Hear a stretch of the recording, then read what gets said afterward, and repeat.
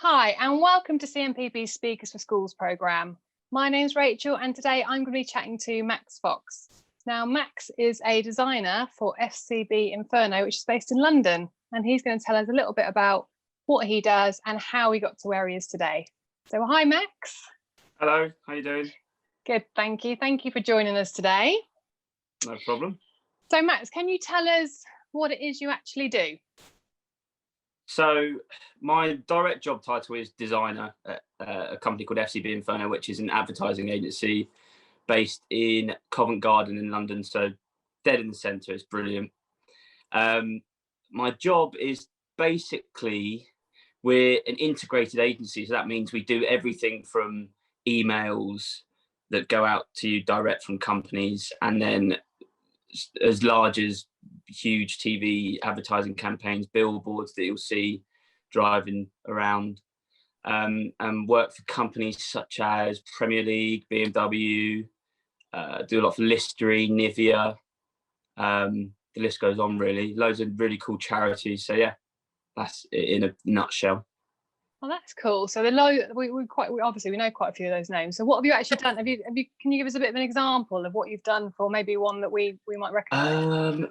Most recently to date is the new Listerine advert with the Scottish talking donkey. I don't know if anyone's seen that yet, but that's come out literally in the last 2 weeks. Everything BMW, from 1 series, 2 series, 3 series, the new iNext, all the old i8 Roadster stuff, that's all come through my team. Premier League, we do all the No Room for Racism stuff. We do all the advertising for around the boards. We do all the designs for the I don't know what you call it, like the plinths at the start where the players come out and they all stand up and shake each other's hands. We do all the designs for the plinths and stuff like that. And what's your sort of job role in that? What part of it do you get involved in? All of it really. So I've designed one of the plinths that the ball goes on, that sits when the players come out and walk around it. The Listerine advert, I have done all of the socials. So I've done all the Instagram story edits, all of the stuff that goes on Pinterest, Snapchat, all the animations for that.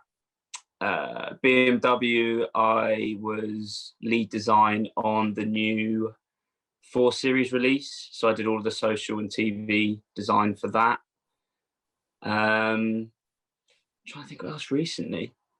All of the new 5 series stuff as well. I worked on quite a bit of that. Andrex as well, the new Andrex advert where they're concentrating all the bums, and then the Andrex puppy walks off with his tail wagging at the end. I did all of that.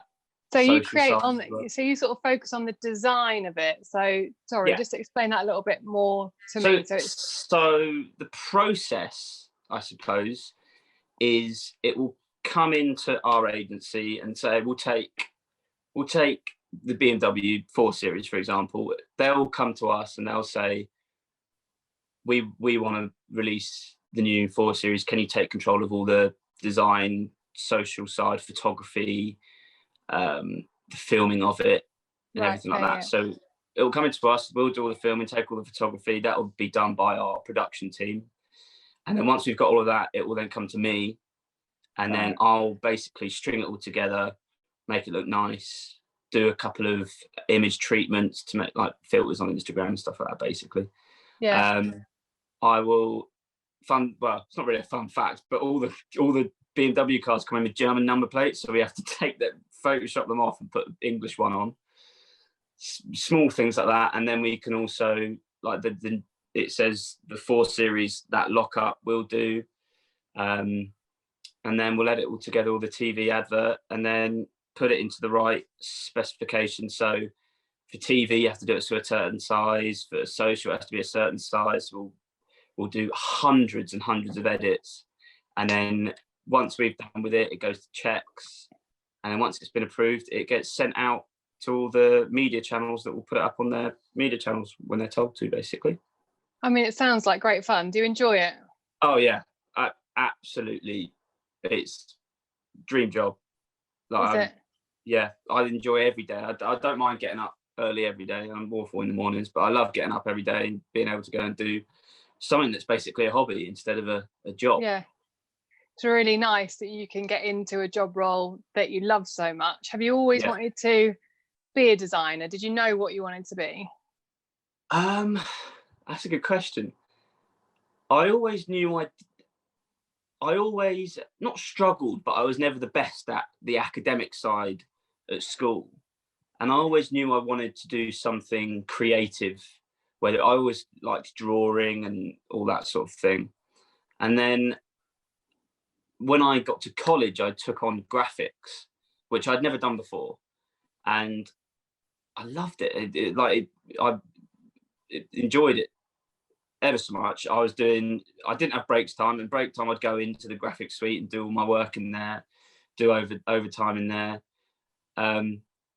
It was like, I just loved the whole, it's really hard to explain. It wasn't like maths where you have to get your head down and you're serious, or science where you have to be serious. It was like you could sort of be yourself and express that through your work, and it just resonated with me a little bit. And then over the 2 years, I'd learned loads on Photoshop and Illustrator, which are the main programs that you use. And then when it sort of coming to choose uni times, I was quite a bit into gaming. So we had a look at, when I went to uni, I had a look at gaming design, and it didn't really click with me. And then as we were walking out of the uni, I saw a sign saying advertising. And then my dad said to me, "Oh, you can do design and advertising as well." And I thought, "Oh yeah." So we went in and checked it out, and it was brilliant. The course director was amazing. It was everything that I wanted to do, and it sort of just snowballed from there, really. I mean, that sounds, do you know what I mean? It's really great to hear that as well. You can express yourself through that, and you've sort of found that through something that you love. And so let's just take you back to then how you got to becoming a designer. So you went to school, obviously left school, and then what happened? Just talk us through a little bit. So you just said about college. So went to college and I studied graphics, photography, and drama at first, but then they made me read a book in the first week, so I dropped it and took ICT instead, which was harder, in fact, and I had to read more, so it was a mistake. But yeah, I fell in love with graphics within the first couple of weeks, and we were doing cool stuff like designing our own game cover, designing like branding a new restaurant and stuff like that, and I loved it. So I sort of got a massive interest in that, and then the whole story about finding advertising at uni. And I went into uni to study advertising in Farnham UCA, which was brilliant. The course leader there was amazing. And I got assigned, basically in advertising, you get assigned either art director or copywriter. A copywriter is the one that does all the language and the wording of everything. And then the art director is the one that controls what it looks like and what the design should be, colors, font, etc. So I got put into the art director category because of my graphic background at college. And it's there where I took it upon myself to look for internships that I could do 1 day a week during my uni, because uni we were only in 3 to 4 days a week, so I had that one spare day during the week that I wanted to do something with. So I did a bit of research, and there was a small one-man company, in fact, in Twickenham that were doing, they did like a bottle label design, so for wines, beers, cans, stuff like that. So got in contact with him and said, would you be interested in 1 day a week for me to come in and do some design work and expand my skill sets, basically? And he was a lovely fella called Mike, and he said absolutely. So I went in on £50 a day, which was a lot to me back then as a student. And I worked there for over a year actually, and did loads of bottle designs. I got my first advert out there, so I got that framed upstairs somewhere. And then from there, I built up a sort of design portfolio. And then I found a recruitment agency for when I finished uni that would be able to find me a good design job. They're called Major Players, and they specialise in design and advertising recruitment. So I got in contact with them, gave them my portfolio, and they found me 3 agencies, one of which was FCB Inferno. And I went for an interview in the June of when I finished university. And then in the July, I heard back and I got the job. And I've been there for 2 years now, and they're brilliant, FCB. They've taught me, God knows where I'd be without them. They've taught me everything. They're amazing. Really, really good. And it's so fantastic to hear that you've sort of done your degree and then just gone out and got a job in the position, because it's quite is it quite a competitive industry to get into as well? I think I've been quite lucky. I think I took the right path and made the right choices at the right time. Yeah. But I think I got quite lucky within the fact that I finished university a couple of months earlier than most people, and I think I just went straight in and went, yeah, I need to find a job now. Didn't muck about, basically. Didn't muck about. I think I got in there just before other people, and I was lucky, really. Spoke to the right people, all through the right processes, and it just fell into place, really. The first interview I had, I got the job, which is unbelievably lucky in most cases. Yeah. And what other skills do you think you've needed on top of like your academic side to secure the job and to get into the sort of advertising industry, like life skills or anything like that? You definitely need good people skills and good communication skills in the advertising industry. It's a lot of talking, chatting, talking things through. Interview processes as well. It's great to have that communication skills. Yeah. Believe in yourself as well. You've got to believe in yourself. If you don't, no one else will. You've got to show confidence. You've got to have confidence in your abilities as well. All of those mixed together, really. Not too confident. You don't want to come across as an idiot. And what do you think you found most difficult on your career journey so far? Good question. What's been the most, like your biggest challenge so far you think you've come across? It's probably the transition from student to full-time work. I think because it happened so quickly for me. I was a student for 2 weeks ago and then straight into full-time work, 9 to 5, getting the train every day. That transition was hard. And then as the years go on, you get tested more. And I this last year I've been given more responsibilities and I've been tested more. That was quite challenging, where you start to become in charge of your own work, and what you're doing directly goes out. And if you make any mistakes or something like that, that's quite nerve-wracking. Or if we're doing a pitch to win a new client and I'm lead design on it, that's like on my shoulders. That's quite challenging. I'd probably say the transition though. The transition from student to work life. But it's interesting to hear that, actually, isn't it? And for anyone thinking about it, it's quite interesting to hear for that. And what's been your most rewarding sort of part so far, do you think? I think pushing yourself and working hard and seeing the results of that afterwards is probably the most rewarding. The proudest I've been, I'd say, was the first advert out was a pretty cool thing. That was quite cool to see it, and to be able to think, I've done that, I did that, and that seeing it on TV, that was cool. Yeah. My first promotion, that was a proud moment. You sort of get the feeling that you're valued. Yeah. I'd say that. I'd say my first promotion was probably my most proudest moment so far. Yeah. And what does your future hold then? Where do you see yourself? Where do you want to be? Ooh. I'd love to take my skills into something